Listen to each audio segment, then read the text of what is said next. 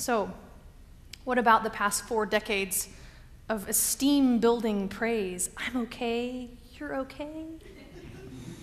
It's gotten out of control. We give every child a trophy in sports for simply showing up, and sometimes even if they don't show up and they don't get a trophy, their parents still come and want one. In one California school, they even have their children jump rope in PE, get this, without a jump rope, so that they can avoid the embarrassment of tripping. I mean, come on. And how does the self-esteem movement live alongside Dweck's studies? Well, in 2003, the APS, the Association of Psychological Science, wanted to find out why we've had 4 decades of this. What's wrong now? So they asked Dr. Roy Baumeister to review the body of literature that had been amassed on self-esteem for decades. Out of 15,000 studies that he reviewed, only 200 were scientifically sound. And of those 200, Dr. Baumeister concluded that having high self-esteem actually did not result in higher grades. And it did not result in career achievement. High self-esteem did not reduce alcohol usage or incidences of violence. In fact, which you may already know, highly aggressive and extremely violent people, come to find out, often think very highly of themselves. You know somebody like that? I worked in the prison. I can tell you that that is most likely true. Dr. Baumeister has come to believe that the continued appeal of the self-esteem movement is largely tied to a parent's pride in their children's achievement. It turns out that parents are actually more the praise junkies than the kids.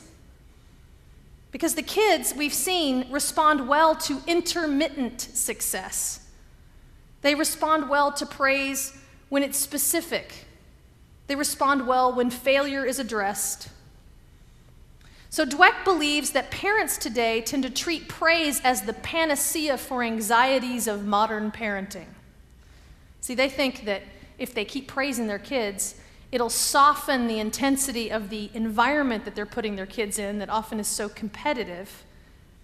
Or it'll make up for the guilt that we feel of not spending enough time with our children.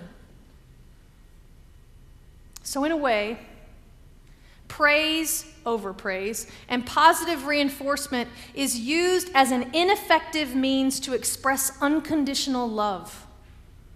Instead of expressing that unconditional love through consistency of behavior, or through affection, or through time spent, or in authentically parenting a child's interactions around failure and how to fail. So what happens when these kids grow up? Well, it turns out that when overpraised children go to college, they commonly drop out of classes rather than suffer a mediocre grade. And they have a difficult time choosing a major. These students are afraid to commit to something, sometimes afraid to commit to anything, because they're so afraid of not succeeding. Now, the good news is that it's reversible. We can learn how to fail. We can change the neurobiological structure. We can learn to be more resilient by taking calculated risks with enough support. And so how can we learn to praise more effectively? Well, first we have to learn that not all praise is equal. And I mean any kind of praise. To be effective with children, and I would argue even with adults, praise needs to be specific and focused on something within the person's control. See, it turns out that jumping in with generic praise is like jumping in too soon with an answer to a homework problem. It robs the child of the chance to make the deduction himself and to learn from his success or failure on their own. Sincerity is also really crucial in praise. Dweck believes that one of the greatest mistakes a parent can make with praise is to assume that their kids are not sophisticated enough to see and feel our true intentions. because adults and children scrutinize praise for hidden agendas. The looming question that accompanies the praise is often, what are your intentions? What do you get out of this? Now, in another survey, it turns out that by the age of 12, children believe that earning praise from a teacher is not a sign that they actually did well. It's a sign that they lack ability and that the teacher thinks that they need extra encouragement. Complete reversal. A teacher who praises a child may be unwittingly sending a message that the student has reached the limit of their innate ability, while a teacher who criticizes a pupil's work conveys the message that he or she can in fact improve on his performance even further. So how can we praise better? Praise must be based on the real thing. It must be authentic to our life experience, and it must be sincere. Now, in reading about learning to praise our children differently, I was struck by the juxtaposition of how some of us in this church are learning a different way to praise, given the gifts of this lovely music director and his choir. We are learning a different way to praise.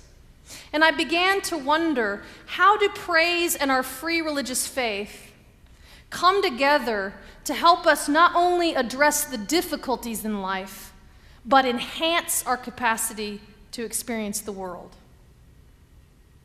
Now, praise, as defined in the context of a church, is an impassioned exaltation of God, typically expressed as gratitude for one's life or one's being.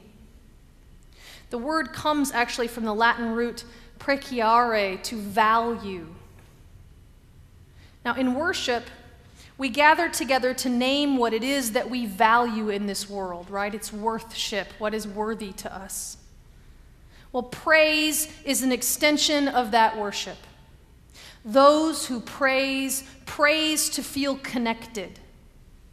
Those who praise want to feel connected to God and to the community. Those who praise in order to give thanks for the gifts that they've received.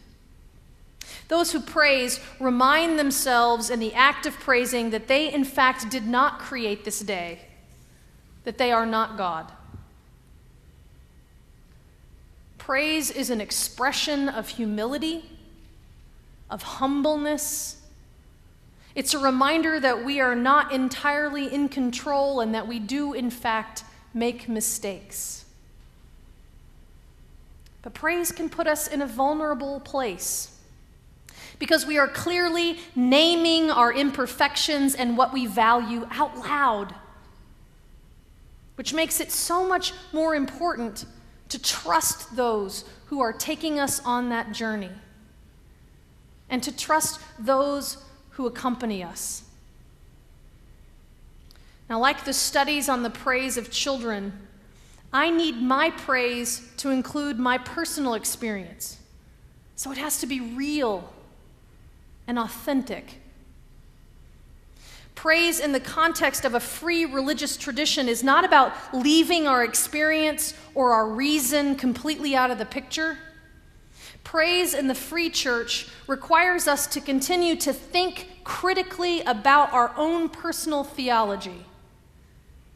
Because, see, praise without that critical thinking reduces God to a being that just grants favors or takes things away, and reduces our role to merely begging for that favor.